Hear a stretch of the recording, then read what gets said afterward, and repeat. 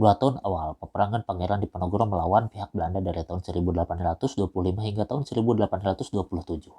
Seolah-olah Pangeran Diponegoro sendiri berada di atas angin lah melawan pihak Belanda yang kala itu seawalnya itu menguasai banyak wilayah di Keraton Ngayogyakarta Hadiningrat. Akhirnya wilayah-wilayah tersebut berhasil direbut oleh Pangeran Diponegoro. Lalu faktor-faktor apa yang menyebabkan Pangeran Diponegoro itu begitu jumawa pada 2 tahun awal peperangan tersebut?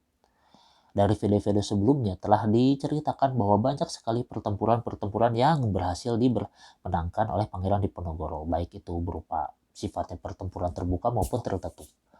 Nah, kali ini kita akan membahas faktor-faktor mengapa Pangeran Diponegoro berhasil pada 2 tahun awal ini menekan Belanda sehingga Belanda berada di titik nadir hingga akan kalah dalam perang melawan pasukan Pangeran Diponegoro. Stay tune terus. Let's talk about it. Faktor-faktor yang menyebabkan Pangeran Diponegoro dari tahun 1825 hingga tahun 1827 begitu jumawa menghadapi Belanda. Di antaranya yaitu yang pertama ialah kesadaran dari pejabat militer Belanda itu sendiri. Ternyata dari beberapa referensi yang saya temukan bahwa pejabat-pejabat militer Belanda yang menghadapi Pangeran Diponegoro waktu itu ternyata telat memahami dan tidak memahami bahkan bagaimana sih kondisi perang di Jawa ini. Bagaimana perang melawan orang-orang Jawa ini dan bagaimana strategi yang tepat untuk menghadapi Pangeran Diponegoro. Karena waktu itu sendiri Pangeran Diponegoro yang begitu jumawanya menggunakan taktik strategi gerilya, berpindah dari desa ke desa lain, keluar masuk hutan, menguasai di daerah-daerah terpencil yang waktu itu sama sekali Belanda tidak memiliki akses atau aksesnya sangat terbatas untuk uh, menguasai wilayah-wilayah peperangan tersebut, sehingga ya akhirnya pihak Belanda sendiri merasa tidak sama sekali diuntungkan dalam kondisi tersebut. Faktor nomor 2 berikutnya ialah dari teknis pasukan Belanda itu sendiri. Ternyata pasukan Belanda itu sendiri mereka memiliki ketidaksiapan dalam menghadapi taktik gerilya yang diterapkan oleh pasukan Pangeran Diponegoro. Waktu itu pasukan Belanda, pasukan kolonial Belanda memiliki style bertempurnya itu bertempur layaknya pasukan Eropa di zaman itu gitu. Jadi dengan kalau nggak salah waktu itu dengan berbaris, dengan bertempur gaya bertempurnya tuh dengan di area terbuka, face to face menggunakan perlengkapan senjata api dengan meriam dan lain-lain gitu kan di belakang. Stylenya seperti itu. Sedangkan pasukan Pangeran Diponegoro yang waktu itu memang menggunakan stylenya style gerilya, apa aja yang penting dipakai perang, itu benar-benar membuat pasukan Belanda itu kocar-kacir karena belum juga berperang, belum juga mempersiapkan formasinya yang terbuka seperti itu, ya sudah dihajar duluan. Dan memang ya cara seperti itu sangat efektif bagi pasukan Pangeran Diponegoro. Tercatat sekitar dari 2 tahun ya, 2 tahun bertempur itu dari tahun 1825 hingga 1827. Nah, pasukan Belanda itu dari 6.000 orang ya, dari 6.000 orang yang berkulit putih itu sekitar 1.603 orang itu menjadi korban atau menjadi korban tewas awal. Ya begitu efektifnya pasukan Pangeran Diponegoro menghadapi style bertarung pasukan Belanda yang masih kaku gitu kan. Nah, berikutnya faktor nomor 3. Kalau tadi dari faktor teknis ya, dari teknis bertempur, sekarang dari faktor non teknisnya itu sendiri. Nah, dari faktor non teknisnya itu sendiri karena tercatat dari beberapa sumber pasukan Belanda itu tidak memiliki kesiapan untuk menghadapi cuaca, menghadapi iklim tropis di Indonesia, khususnya di Pulau Jawa yang waktu itu iklimnya iklim tropis. Ya pasukan Belanda yang khususnya dari wilayah-wilayah Eropa yang didatangkan dari Eropa itu tidak siap untuk menghadapi iklim di Indonesia itu sendiri gitu kan. Nah, selain itu juga uh, pihak Belanda kan tidak hanya merekrut pasukan dari Eropa, tetapi mereka juga merekrut pasukan dari bangsa pribumi gitulah. Jadi ada beberapa yang ya karena waktu itu mungkin kondisinya masih belum terciptanya 100% persatuan dan kesatuan bangsa, akhirnya ada beberapa pihak pribumi yang bisa dibayar oleh pasukan Belanda, oleh pihak Belanda untuk menjadi pasukan mereka.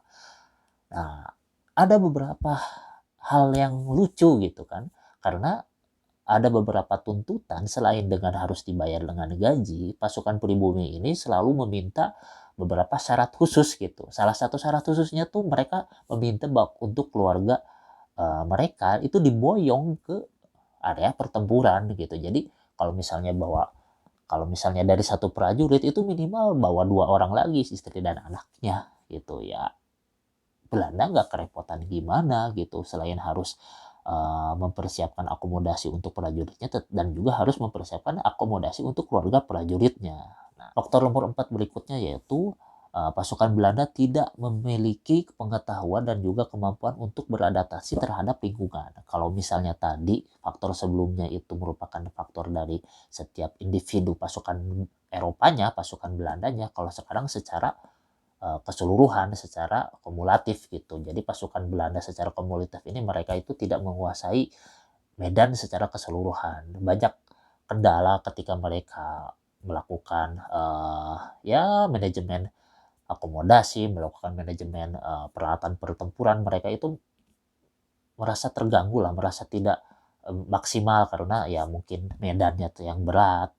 Mereka juga sering dirugikan oleh kondisi atau keadaan masyarakat sekitar yang kerap tidak memihak mereka. Bahkan ya karena namanya Pangeran Diponegoro itu kan pada dasarnya di hati masyarakat Jawa waktu itu ialah bangsawan yang tertinggi lah, salah satu bangsawan tertinggi di antara para sultannya di Yogyakarta Hadiningrat, sehingga banyak yang waktu itu masyarakat Jawa itu lebih memihak Pangeran Diponegoro gitu. Ada beberapa informasi yang dari literasi yang saya baca itu, pasukan Pangeran Diponegoro itu kerap dibantu oleh masyarakat, bahkan masyarakat itu kerap menjadi pasukan dadakan gitu, yang asalnya mungkin Pangeran Diponegoro bawa 100 orang, 500 orang, tiba-tiba jadi 700 orang, oh ternyata ada 200 orang tambahan, misalnya seperti itu. Dan juga karena waktu itu pasukan Pangeran Diponegoro itu dari kalangan rakyat itu ya tidak ada bedanya gitu kan dengan masyarakat pada umumnya, itu banyak diuntungkan ketika mereka melakukan penyamaran. Bahkan beberapa informasi yang saya dapatkan, masyarakat sekitar itu kerap memburu para pasukan Belanda yang hendak mundur atau yang hendak melarikan diri pasca terjadinya pertempuran melawan pasukan Pangeran Diponegoro gitu. Ya mereka kan sudah umum lah, masyarakat Jawa di waktu itu memiliki keris, memiliki beberapa peralatan pertanian seperti parang, golok, dan lain-lain. Jadi ketika mereka mengetahui ada beberapa pasukan Belanda yang kocar-kacir lari di wilayah mereka, ya masyarakat tidak segan-segan untuk menghabisi gitu, untuk menghabisi para prajurit tersebut gitu.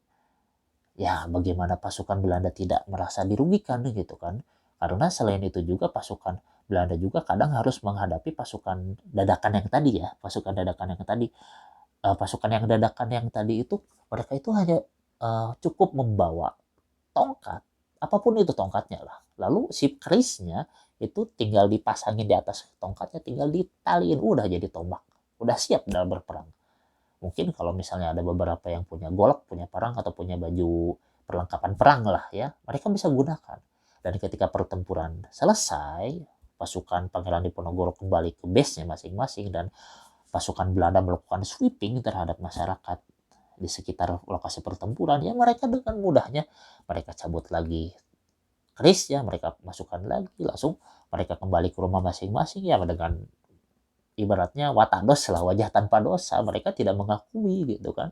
Buktinya apa kalau misalnya saya baru saja ikut berperang melawan pasukan Belanda, buktinya apa kalau saya itu ialah pasukan Pangeran Diponegoro. Misalnya pasukan Belanda bilang itu kamu punya keris, itu kamu punya parang, parang itu kamu punya golok, parang, golok itu kan alat-alat pertanian saya. Keris kan waktu itu memang sudah umum dimiliki oleh masyarakat Jawa. Nah, itulah sekelumit kisahnya ya. Faktor berikutnya nomor 5 ialah sistem kepemimpinan yang diterapkan oleh Pangeran Diponegoro. Nah, Pangeran Diponegoro itu ya menerapkan sebuah sistem di mana para priayi-priayi yang direkrut oleh Pangeran Diponegoro menjadi pemimpin-pemimpinnya itu diberi mandat untuk memimpin dan memimpin pasukan dan membuka front pertempuran baru di wilayah-wilayah domisili mereka. Ya, seperti contohnya ialah ada seseorang priayi Jawa yang bernama Raden Serang II.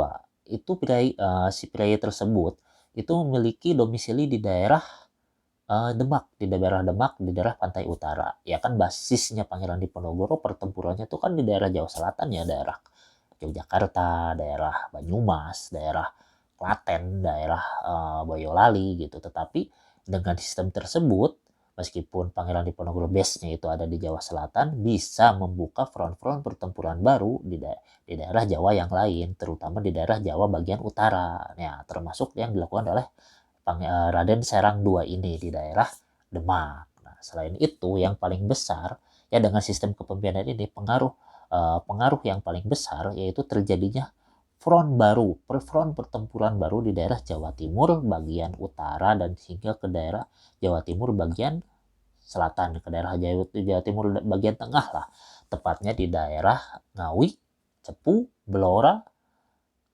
Madiun hingga ke daerah Tuban. Nah, waktu itu seseorang priayi yang bernama Raden Sosrodilogo yang merupakan ipar dari Pangeran Diponegoro itu sendiri yang ya sudah pasti ya gitu ya, si daerah domisilinya tuh di daerah situ, yang beliau ini membuka front pertempuran baru, membawa dan memimpin pasukan sendiri untuk melawan pasukan Belanda. Nah, waktu itu awal pertempurannya berada di daerah Ngawi duluan, berada di daerah Ngawi, terus maju ke daerah Cepu, Blora. Nah, sudah menguasai daerah tersebut, mereka maju ke daerah utara, ke daerah Tuban, Lasem gitu kan, yang merupakan jalan utama penghubung antara Batavia, Jakarta dengan Surabaya. Yang tentu saja waktu itu Belanda sangat kerepotan dan juga kelimpungan gitu, karena akses utama dari Surabaya dan ke Batavia dan juga Semarang terputus gitu. Cuman sayangnya sendiri ya, Raden Sosrodilogo ini akhirnya ya bisa dikalahkan Belanda. Dan yang mereka asalnya itu bisa menguasai di daerah tersebut, akhirnya bisa dipukul mundur pada pertempuran di daerah Rembang. Dari Rembang ini dipukul mundur ke daerah Cepu, Blora hingga akhirnya menyerah di Madiun. Bukan berarti jumawanya pasukan Pangeran Diponegoro dari tahun 1825 hingga tahun 1827 itu dibiarkan oleh pasukan Belanda, terutama oleh para petinggi pentolan-pentolan militernya gitu. Karena mengingat pasukan Belanda sendiri khususnya dan juga umumnya itu kolonial Belanda itu sendiri berada di Indonesia, berada di Jawa pada masa itu sedang mengalami krisis ekonomi yang cukup berbahaya lah gitu kan, karena di rentan waktu tahun yang tidak terlalu jauh, di waktu itu juga mereka itu harus menghadapi perlawanan dari Imam Bonjol yang berada di Sumatera Barat. Agar mereka tidak tambah bangkrut lagi ya, sebenarnya dari tahun 1826 sendiri para pentolan jenderal-jenderal petinggi militer pasukan Belanda itu telah memikirkan strategi khusus bagaimana gitu kan, bagaimana dan apa yang harus dilakukan gitu, terutama oleh seseorang yang bernama Jenderal Hendrik Marcus de Kock sebagai pimpinan utama pasukan Belanda, pasukan kolonial Belanda dalam menghadapi pasukan Pangeran Diponegoro. Itu akan yang menjadi bahasan topik kita berikutnya ya, di next video tentunya. Oke ya, terima kasih telah meluangkan waktu dalam ya menonton dan menyimak konten video inilah ya. Kita ketemu lagi di Talkobat Channel. See you next later. Let's talk about